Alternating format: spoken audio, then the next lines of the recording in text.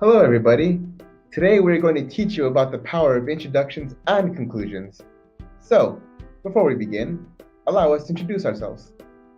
We're all senior level English majors studying to become educators. We are Lindsay, Drew, Francesca, and Eric. So why are introductions and conclusions even important? Well, they get the audience interested and keep them interested. They give smoother transitioning into your thesis. They make your thesis resonate with your audience, and they provide for a more effective paper. Don't know where to start? Brainstorm. Without ideas, there's no way you can start your writing or get a clue about how you want your writing to begin or end. Brainstorming is important because it gets your ideas out there. Here's some ideas without a brainstorm. First, look at your topic and start writing down anything that comes to mind when you think of your topic. Personal experiences, school experiences, things discussed in class, etc. Give yourself plenty of ideas to work with. The more ideas you have, the better, so you're not stuck on your introductions and conclusions. In this process, no idea is a bad idea, and it is okay to be unorganized. Eventually, you will get your aha moment. The brainstorming process aids with introductions and conclusions because it helps you to go into the more creative and fun side of thinking, which results in fun and creative writing. I'm going to be going over the basics of an introduction, what it entails, and different types of leads that you can include in your introductions when writing them. Introductions should start very general and narrow down to the thesis, so the beginning should be very broad and the end should be very specific to your topic. Next, you'll need a hook statement or some type of lead to bring your readers in, such as the following.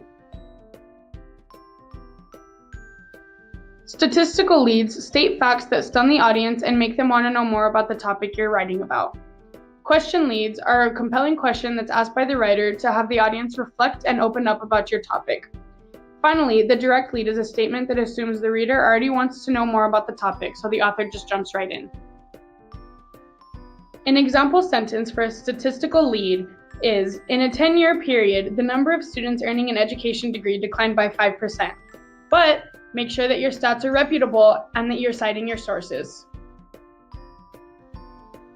Here's an example of a question lead sentence.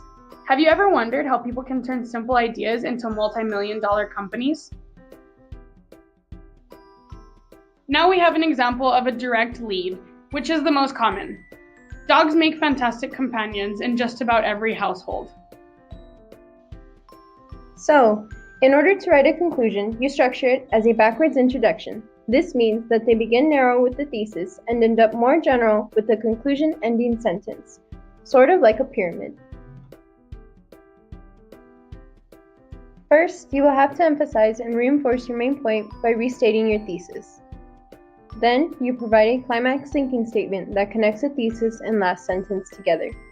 Next, you want your readers to remember your work, so you will have to write an ending sentence such as the following three. The look to the future ending forces the reader to think about the positive effects of the paper's thesis. The summary ending just emphasizes the main idea and is the most commonly used. The call to action ending forces the reader to utilize the thesis and is best used in persuasive papers. A look to the future ending could be, by tomorrow, you could have your very own new family member from your local pet adoption agency. A summary ending example could be, dogs are a way for one to better their lives because there will be a new family member and friend. An example of a call to action is, I urge you to go out there and adopt a new companion today. Time to practice what we've learned. Dogs make fantastic companions in just about every household. This is a prime example of a direct lead. The next sentence will be one that links the introduction to the thesis. The last sentence will be the thesis statement, which is where the author states the topic of the essay. As for conclusions, the first sentence will essentially be a summary of the essay. Think of it as a restatement of the thesis.